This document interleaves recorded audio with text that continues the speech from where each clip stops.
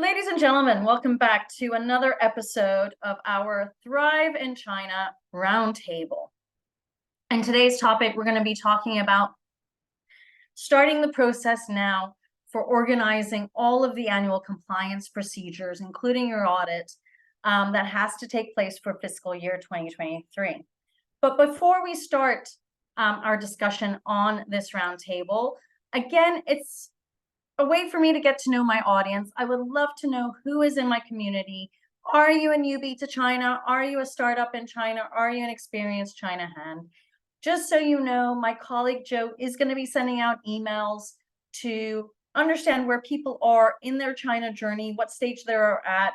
It helps us to then think about the topics we're going to be doing for next year. So please do answer us when we do send out these emails. It gives us a lot of insight into who everybody is.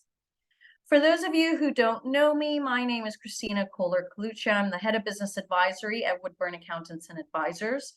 I'm a leading expert on inbound investment into China. I've done this for over 20 years now. We are specialized in the corporate services and corporate compliance sector in China, meaning that we take care of all of the administration involved around having your own entity in the Hong Kong and Chinese market. So our services include everything from trademark registrations, employer record services, all the way through to incorporations. And really our bread and butter business is the accounting, the tax, the payroll, the corporate governance side of things. We've worked with over 750 international companies across industries and sectors on their market entry strategies, the types of business models they want to create in China, what is their phased approach to the Chinese market. And once their business models are implemented, which is also something we do, we then focus on the growing and the scaling of these organizations. For those of you that are brand new to our community, to the Thrive in China community, I want to thank everybody by offering you a free copy of our ebook, The 10 Biggest Mistakes Companies Make in China. Please do get your free copy. You can email me at christina@woodburnglobal.com to get that free copy. All right, let's get cracking on today's roundtable. So today is roundtable number 32, where we are talking about audit and tax compliance requirements in China. We encourage all of you that have entities in China to start thinking about this process now. All right. Now, why should you be concerned by audit and tax compliances in China? Well, first of all, you can only distribute and repatriate your profits or dividends back to the shareholder after completing your annual audits and settling all tax liabilities. So if your idea is that for fiscal year 2023, you are planning to distribute profits or repatriate profits, now is the time to think about doing it, so that it's booked in your fiscal accounts. If you don't organize yourselves and don't plan on doing this, then you're going to run into difficulties trying to fix that at a later stage as your audits are being done. For example, myself, we planned a little bit too late to distribute dividends, and as a result, we had to go back and readjust our audit reports, and I'll explain why later on. And it just caused a bit of delay in getting that whole process started and picked up on.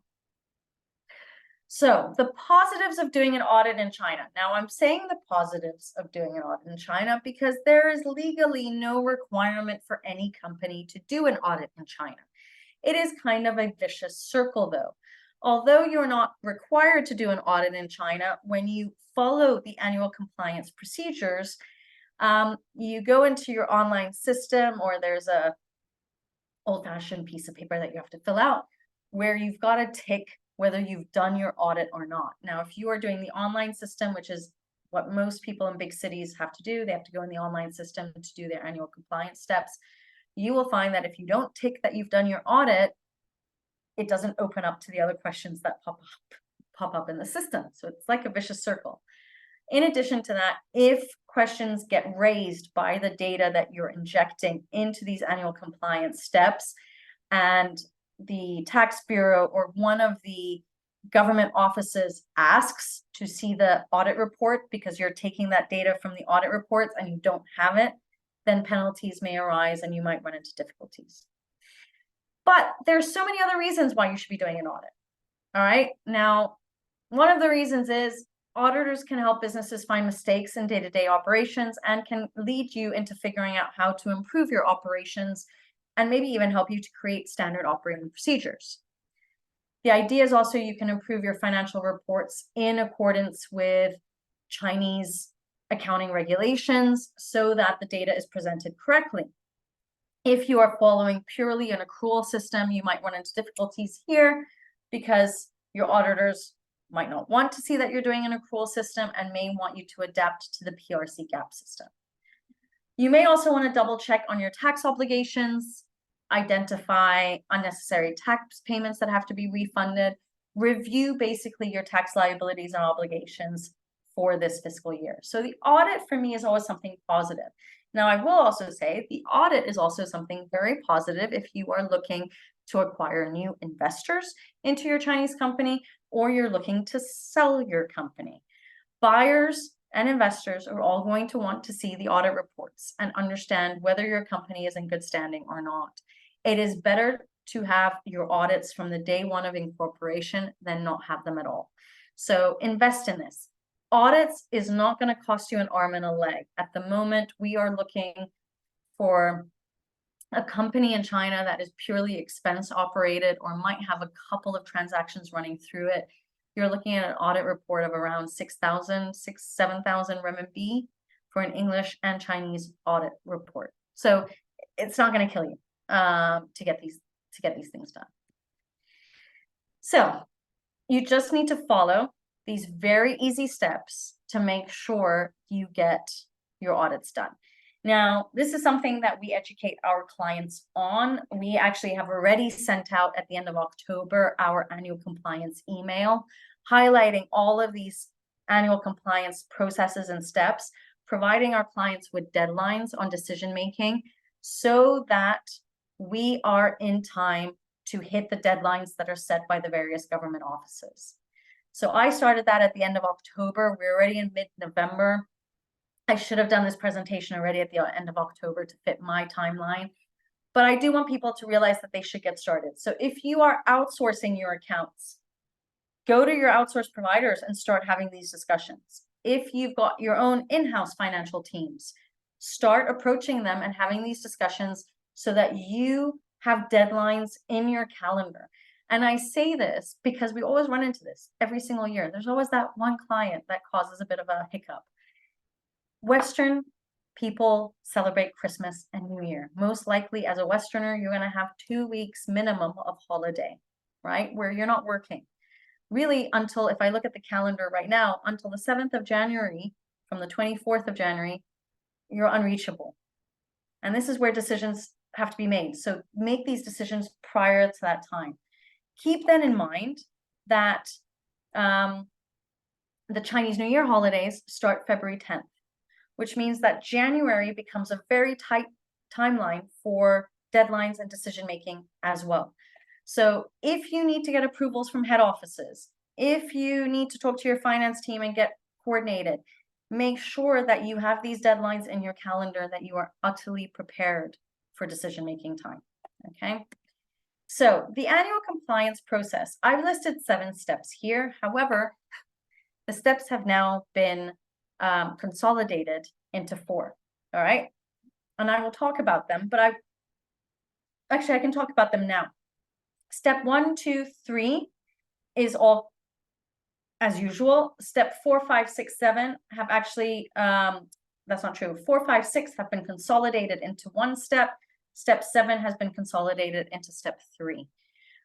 So although there are these consolidations, the workload is actually the same because you still have to fill out the same questions in these questionnaires and in these files and documents that are issued by the tax bureaus and the different government organizations. It's just that you're opening up 1 file instead of opening up now 7 different ones, okay? So 1, 2, 3, 7 is included in 3, 4, 5, 6 are all included into 1 application, all right? But I've separated them out because they still have to get done and be ticked off as you're doing them. And I want people to understand what these processes actually entail. So step one is the year-end financial management reports for fiscal year 2023. So as I hope many of you have learned throughout all of our roundtables, the fiscal year in China is January to December. That means that that is the period that is going to be audited. So if we look at 2023, your audit is going to be from the period of January 1st to December 31st, which means you need to keep certain deadlines in the back of your mind. One, January 15th, maybe it might be extended to January 16th, 17th, is the deadline for the Q4 profits tax declaration. Okay, that's step number one. So put in your calendar that point. You then have done those declarations. You then have to focus on your year-end adjustments. That means looking at your year-end management accounts. So not just looking at Q4 or December, it's looking at the whole 12-month period and analyzing whether any adjustments or accruals have to be made in that fiscal year. Okay, you need to make a decision-making point of when that deadline is going to be for you to make those year-end adjustments, or your team, or whomever, because certain decisions have to be made. For example, in my company, one of the biggest decisions that has to be made is on write-offs. So if clients haven't paid us, or we're not expecting them to pay us, we need to write off those accounts. Those adjustments have to be made, and we look at the full fiscal year and we analyze how much money do you think we're going to get? If we're going to get anything, we accrue that. What then do we need to write off from the invoices that have been issued? So these are certain decisions that have to be made. Now, if Chinese New Year is February 10th, right? You want these decisions to really be done latest by January 25th, January 28th. I say this because right before Chinese New Year, you need to finish your January accounts. Don't pile up the work on your accountants to get all of these deadlines and things done. Make sure you're being conservative about your deadlines, but also reasonable in terms of the time management that's involved in all of this. So please, please, please do think carefully on all of these points. Sorry, for some reason I can't change I've pressed a button and now I can't change slides. There we go. Step two is the annual audit report. Now, this is something I would start organizing with your auditors to book in the time for after Chinese New Year to go through your accounts for fiscal year 2023. Book in those appointments now, all right? Now, as I mentioned earlier, annual audits are not a requirement. It is something that is like a vicious circle. You are kind of pushed into doing it due to the other annual compliance steps that are required. The annual audit report does consist of a balance sheet. It consists of an income statement. It consists of a cash flow statement, okay? The certified public accountants in China that are registered to conduct audits and are usually, one thing that I would recommend doing is also verifying whether the auditor you choose has been blacklisted with your tax bureau or not, just as a backup. But CPA, certified public accounting firms who are licensed in China to do audits are the only people that can produce the annual audit reports, okay? The legitimate ones. And obviously audit reports vary from region to region, from auditor to auditor, but there's always this standard template that does exist. Now, in Shanghai, when you do your audit report, companies need to include a taxable income adjustment sheet in the audit report. This is not necessary in other cities like Hangzhou, Beijing, or Shenzhen. However, in places like Beijing, Shenzhen, Guangzhou, I'm just thinking about some other clients, you will need to do a specific foreign exchange audit report. So you need to know what the local requirements are for audits. And again, I say all of this saying it's not really a requirement, but it is a requirement. And some cities will have different variances on what these reports look like. Now, when your auditor comes, they're going to work in your office for a week, for a day, 2 days. It depends how many transactions have been running through the company. and it may take them up to 2 months to complete the full audit report and give it to you for your review, okay? The audit report, again, I'm being very conservative, should really be completed by April 30th so that you can meet the May 31st tax reconciliation deadline. When I say it should be completed, I mean that by end of April, you should have received a copy, you should be reading it. If you have concerns, doubts, comments, you want to speak to your auditor about it, you have a good period of time to do that. Your tax reconciliation deadline is May 31st, which means that really 2 weeks prior to that, you should be doing your tax reconciliation, which is your annual profits tax filing in the system, okay? Sometimes you will have the situation where your tax officer will call you to tell you what his or her deadline is, which may be prior to May 31st. So it is also good if you have an outsourced provider or if you have your own in-house accountant to say, could you give a call to our tax officer to have a bit of an understanding what currently the deadline is. They might not have the final deadline dates assigned to them by their superiors, but you can always get rough dates that you can then plan your deadlines, okay? So in my situation, we generalize because we work with many companies. We try to get all the audit reports, and it's our job then to push the auditors to get the reports out by end of April.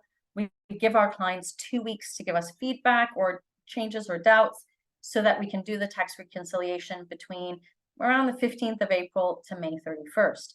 Now, again, complications arise with this deadline because of Easter holidays, which is usually end of March or early April, which means the Westerners, who are the decision makers, aren't available to make these decisions, which is why if that happens, coordinate your deadlines again to make sure you're hitting correctly, okay? What you don't want is to get penalized by the taxpayers.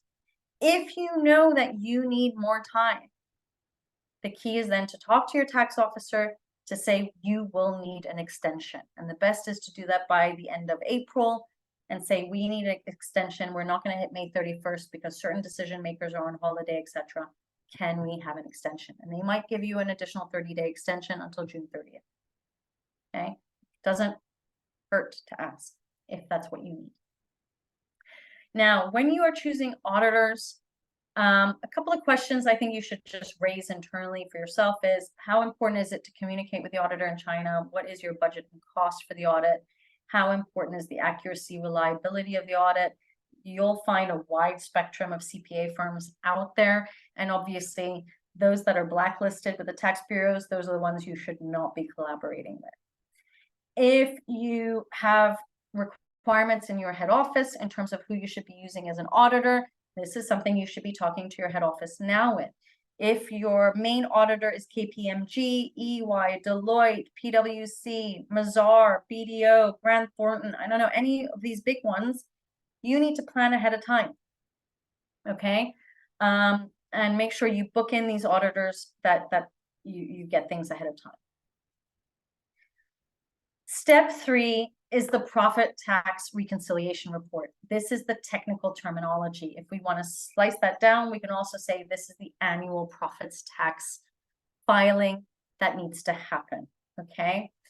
By May 31st, you need to have filled out a report reconciling your taxes in China, specifically your profits tax. Now, as you would have noticed on this slide, I've used the word CIT, which is corporate income tax,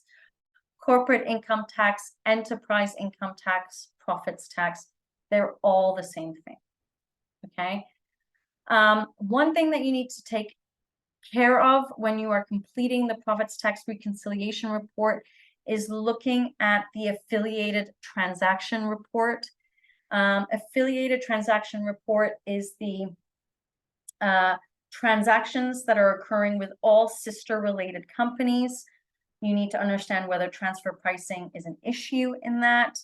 I have a slide highlighting what might trigger tax officers to take a further in-depth look at that specific point, but it is something I wanted to raise today, that people are aware of it and prepared for it, because what you don't want is that this profits tax reconciliation report triggers that you need to provide your local tax officer with local transfer pricing documents and files. Okay. Now, companies in certain regions within China may appoint a certified tax agent firm to prepare the profits tax reconciliation report. Okay. In Beijing, this requirement applies if you've got yearly sales revenues that exceed 30 million RMB, if you are carrying over last year's losses to deduct this year's income, or if your yearly loss exceeds 100,000 RMB. All right. So you might need to appoint a certified tax firm in order to prepare this audit for you. All right. So be prepared for that if that is the situation that you're having. In Shanghai, the profits tax reconciliation report is required if you've made a loss of more than 5 million RMB, or you have offset losses carried forward from previous years. All right. In general, we recommend that everybody does a profits tax reconciliation report, regardless of these triggers, again, just to make sure that it gets done. Most likely, your tax officer will trigger that you do it anyway. Just check with your tax officer whether you need to use an outsourced agent to file it on your behalf, or whether you can do it yourself, or your outsourced provider does it for you. Okay. And as I mentioned, the deadline is May 31st of every year. Generally, you're going to get a phone call so the deadline, meaning the last day that you can submit it, is May 31st before penalties start arising, unless you've asked for an extension. You may find that your tax officers start contacting you by mid-April.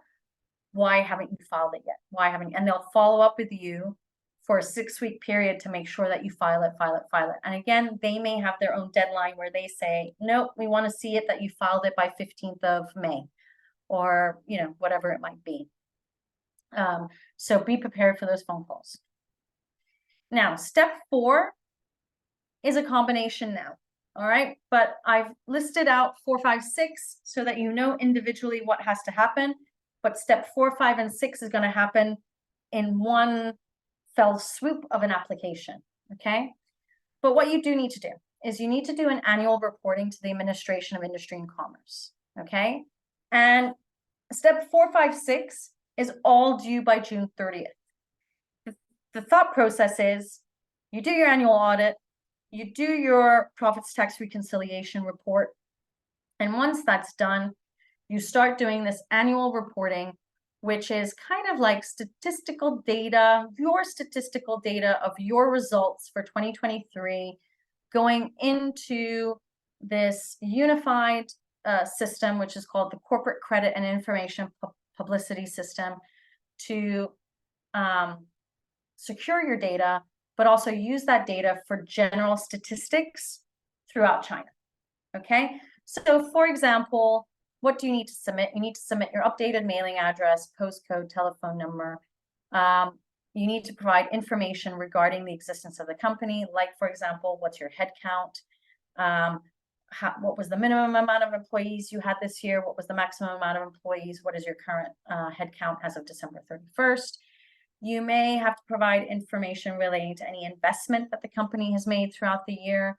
You may have to provide information regarding the registered capital, how much registered capital has been submitted, how much is left over, what's your total investment. If there's been equity change or there's been an equity transfer of shareholders, you need to submit that. What's your website? Do you have any retail shops, e-commerce sites? You need to input all of those links and that data inside. You need to put in the information on the number of business practitioners. That means business parties. So information on your suppliers, information on your clients, your customers, distributors, your information on third parties. So it's a lot of work that has to happen. Then you have to put information from your balance sheet, your P&L. You have to provide information regarding your customs if you're doing trade transactions, and that's it. So that's just for the Administration of Industry and Commerce. Okay. Then you need to do annual reporting to these 6 different government bureaus. All right, Ministry of Commerce, Ministry of Finance, the State Administration of Taxation, the State Administration of Foreign Exchange, and the National Bureau of Statistics.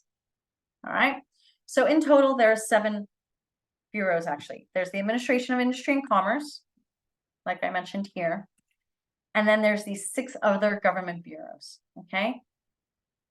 Now, under this system, all the information can be submitted online through the annual combinative reporting system. So it's the annual, we call it the annual inspection system, okay? And it's all unified now into one system. And again, why do you have it?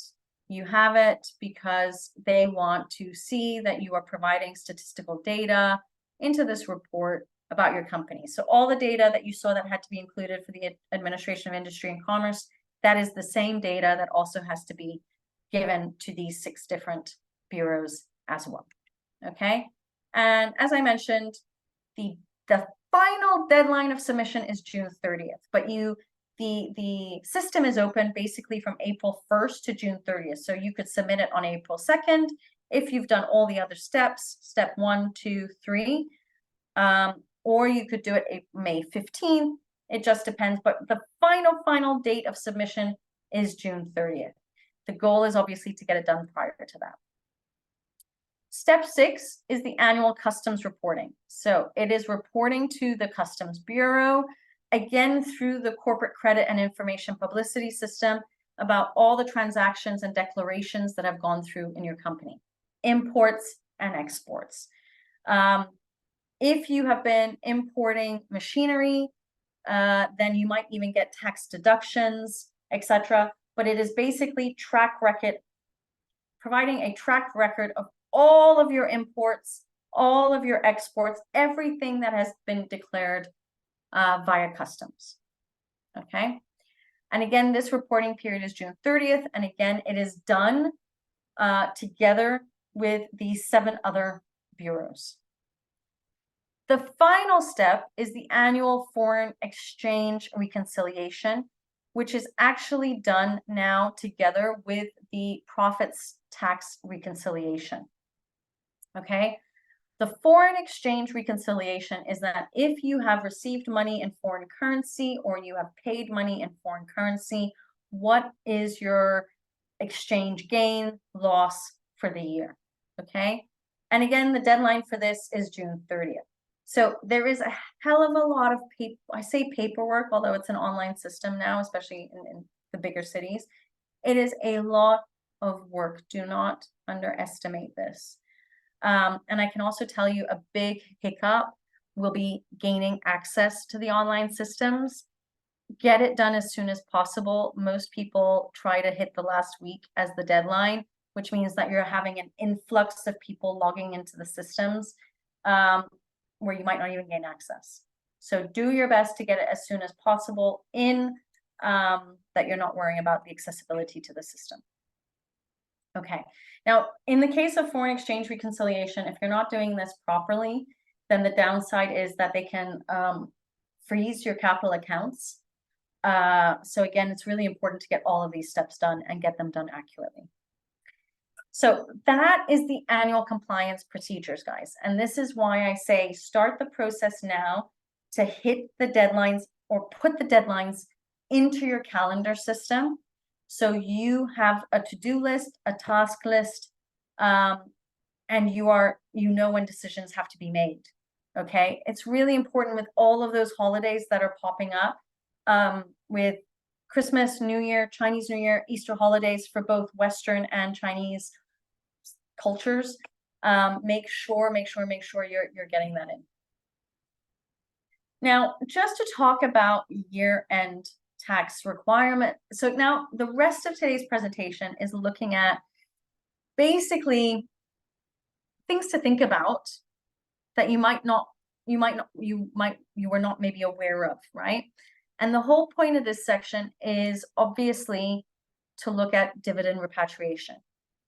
You're looking at your fiscal year, January to December.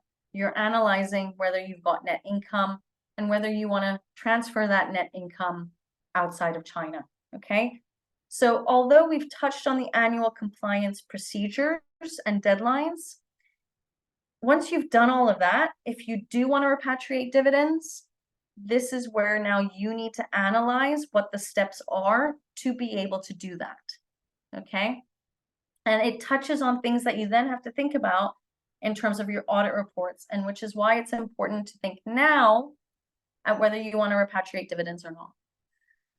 So year-end tax requirements. So as we all know, the unified profits tax rate in China is at 25%.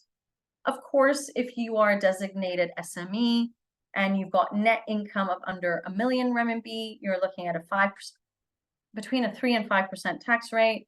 If you've got a net income of 1 to 3 million renminbi, you're looking at a profits tax rate of 10%. Okay, you might even have special profits tax rates depending on whether you are a high-tech enterprise, whether you're in the clean tech sector, and whether you've made already those applications to get those special rates. All right. Now, before you have the ability to distribute your after-tax profits, your net income, you obviously have to carry forward the losses that you've made from previous years, okay? And for your reference, losses are carried forward for a maximum of 5 years. And I believe for the year 2020, if you made losses in 2020, that is carried forward for 6 years, okay? That year, that fiscal year. If you have the intention of repatriating dividends, then you look at your net income, you decide how much you want to repatriate as dividends, and 10% of that has to go into either reserve fund, enterprise development fund, or staff incentive and welfare funds. What are these funds? You may be asking yourselves. So reserve funds are used to cover losses that are suffered by the company in China. Let me give you an example. Let's say you go bankrupt. Let's use that example. You're planning on declaring bankruptcy in China. If you have been repatriating dividends in the past, you would have allocated reserve funds, which is capped at 50% of your registered capital, and you use that money, those reserve funds, to be able to facilitate the liquidation or bankruptcy process of your company. Enterprise development funds are used for expanding the operation. Staff incentive and welfare funds are funds that are utilized to help your employees and your collective staff, offering them additional benefits, if you will, if you so please to do that. So just so you know, if you're a foreign invested company, you wholly own your organization, then you are required to allocate 10% of your after-tax profits into the reserve fund. This needs to be declared within your audit report, and that reserve fund is capped at 50% of the registered capital. Wholly foreign-owned companies don't need to put anything into a development fund or staff incentive and welfare fund. You can if you want to. It's not a mandatory item. Joint ventures are required to submit into all 3 funds, but there's no minimal or maximum limit, so they don't have a 10% requirement. They need to decide the allocation ratio on their own initiative. Okay. Now, we've talked about audit report. If you're planning on doing dividends, repatriation, your auditors need to be aware of that, and they need to allocate that 10% into the reserve fund. There's no physical money transfer, guys, just also so you're aware. It's going to be sitting in your balance sheet as part of your reserve fund. Now, I had mentioned earlier, when you're doing the profits tax reconciliation report, you should really look at the transactions between sister related companies. Why? Because there are certain triggers that are going to push your tax officers to tell you that they want to see the local files of your transfer pricing policies. Okay. And if you want to build up these profit repatriation strategies, you need to understand what type of transfer pricing policy you have created. The triggers are transactions exceeding 200 million RMB for tangible goods, financial asset transactions exceeding 100 million RMB, transactions for intangible assets exceeding 100 RMB. And I've put this one in red because this is where it triggers most people, is if you have related party transactions with your sister companies exceeding 40 million RMB. 40 million RMB for some might be a lot, so they don't need to worry about transfer pricing policies or being triggered. For some people, this is really little, and hence they have to start thinking about transfer pricing policies and generating local transfer pricing files that they are ready in case it's being asked by the tax bureaus. Okay. If the tax bureau says they want the local file, they're going to ask you for a deadline when you must submit it by. And if you don't submit it, penalties will arise. So be prepared and watch this out. Then the big question is, are you going to repatriate dividends? Now, if you are going to repatriate dividends, all of the annual compliance procedures have to be done. Okay. And you can only repatriate dividends once per year. So if you look at your net income, at what can be repatriated, so your net income. Here I've listed that generally your registered capital has to be injected in total. This is not true. We have been able to repatriate dividends without our full registered capital being injected. This is because we were profitable sooner rather than later. And the tax bureaus provided us an exemption that we were able to repatriate. So number one is the generalization. There are always exemptions available if you are profitable, you have carried your previous year's losses forward, you haven't submitted all of your registered capital, you can still repatriate dividends, okay? But you still need to make sure your statutory reserve funds have been allocated within your audit report and within your balance sheets. Now you have to remember that when you are repatriating dividends, there is going to be a withholding tax on dividends that is implemented, okay? If your shareholder is a UK company, it's going to be a 5% withholding tax. If it's a Hong Kong company, it's a 5% withholding tax. The key is checking with your home jurisdiction. So if it's the UK, if it's the US, if it's Denmark, if it's whatever country, take a look at what the double taxation agreement says in terms of withholding tax rates. Now, I've provided a very brief overview for the UK specifically, where dividend tax rates, I say it's the new DTA rate. It's not new at all, but I never know what documents people are looking at. It's at 5%, which is the withholding tax. So take a look at what your double taxation agreements are highlighting. However, I want to pinpoint as a takeaway here is you've got to make sure that that shareholder is an active company. It cannot be purely a holding company with no transactions. Otherwise, you cannot benefit from this 5% withholding tax rate. So your shareholding company needs to show economic and commercial substance in order to be able to benefit from this. Economic and commercial substance means that transactions have been running through it and the company is actively running. It's not just sitting there as a holding company.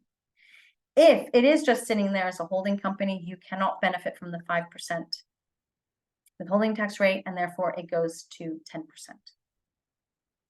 Pity to lose out on that 5%. The outbound payment process for dividends. Basically, the first step is you have to do your annual audit and your tax compliance procedures. You also need to inform your tax bureau that you want to repatriate profits as dividends. There's going to be a whole series of documents. I've just actually done it for last year. A whole series of documents that have to be signed and chopped. There needs to be a board resolution saying that we want to distribute profits, etc. So I'm in November distributing profits from 2022, just to say that's how long this whole process takes.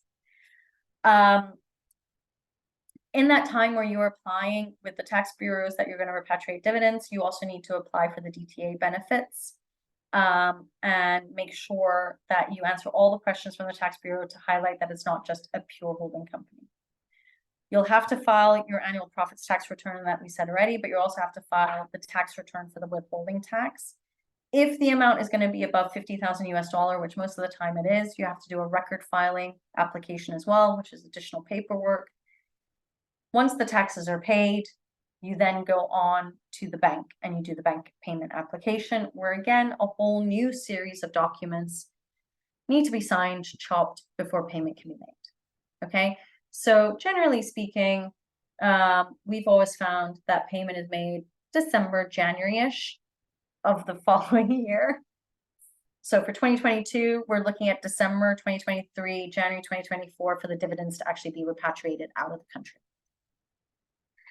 That's how long it takes, okay?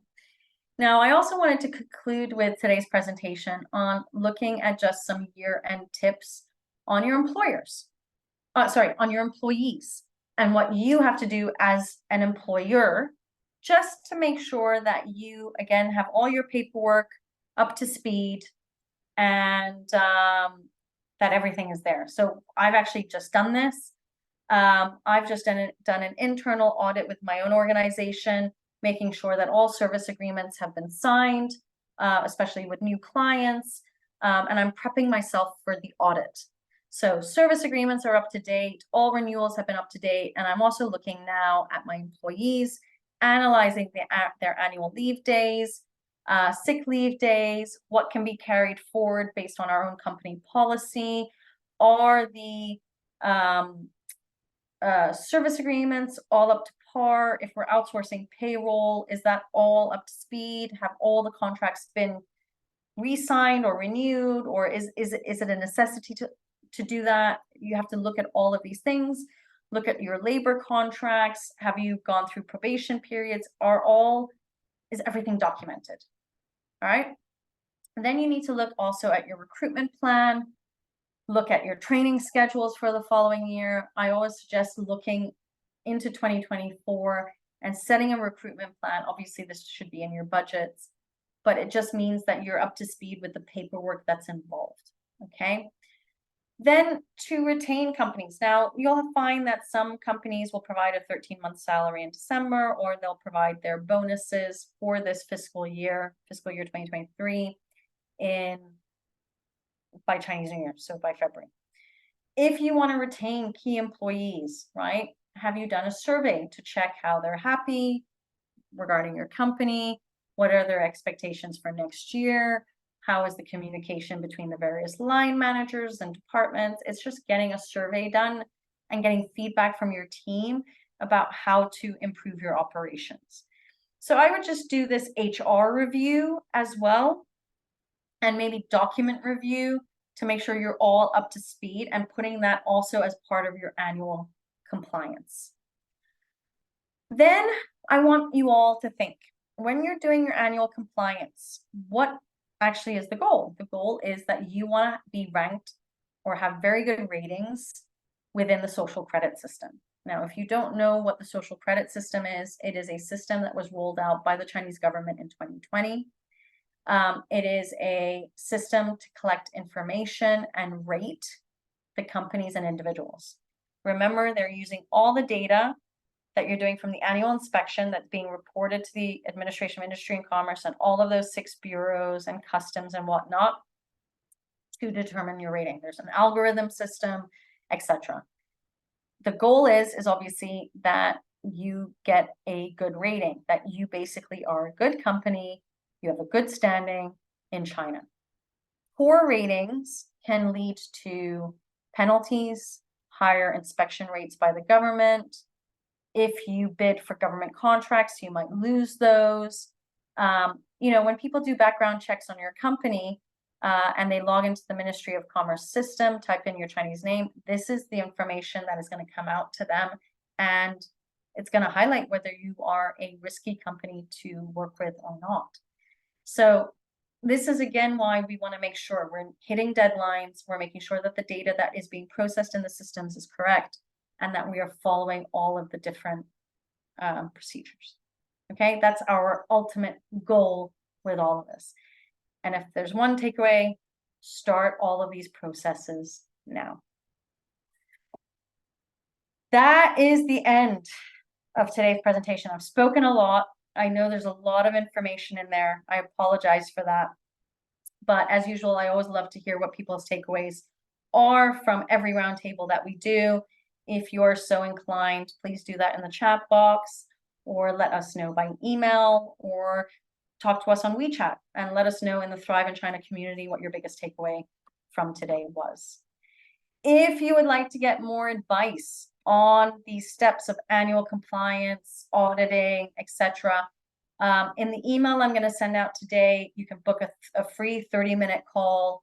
Happy to help in this regard and advise you on next steps. Just a disclaimer, we are not certified public accountants. We are not auditors in China. We do the bookkeeping, the accounting, the day-to-day work. If that is something you're looking for in terms of auditors, I can make recommendations, but we ourselves are not auditors. If you would like to join our Thrive in China community, this is my QR code. You are more than welcome to connect with me. Even if you are watching this on our YouTube channel and watching this on replay, just put your WeChat scanner right in front of that. You can connect with me, or else connect with me with my ID. It's KNCOLUCCIA. Type in Thrive in China, and I will add you into the WeChat community. We're a group now of over 300 individuals, all learning about China, all learning day to day about meeting people. How can people help us? Are we looking for contacts? If you are looking for auditors, you can type that into the WeChat community and say, is there any auditor on here or somebody you would recommend? I would love that engagement within the community.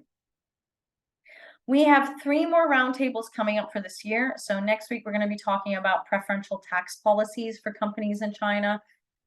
In December, we're going to be looking at liquidating a company or maintaining a dormant status. And then we're going to be talking about how to prepare for corporate administration for your China business for 2024.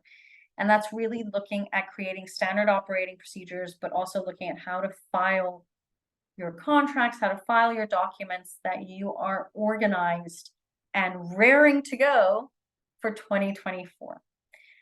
Again, this is an activity that I have just done for my own organization in terms of corporate administration. And I will use a lot of that insight of what I've done to become more efficient in this presentation. So stay tuned for that. I want to thank you all for joining me. And again, I look forward to seeing you in the next couple of weeks. Take care. No questions have popped in, so I'm going to leave it there. I wish everyone a great day. Take care and goodbye.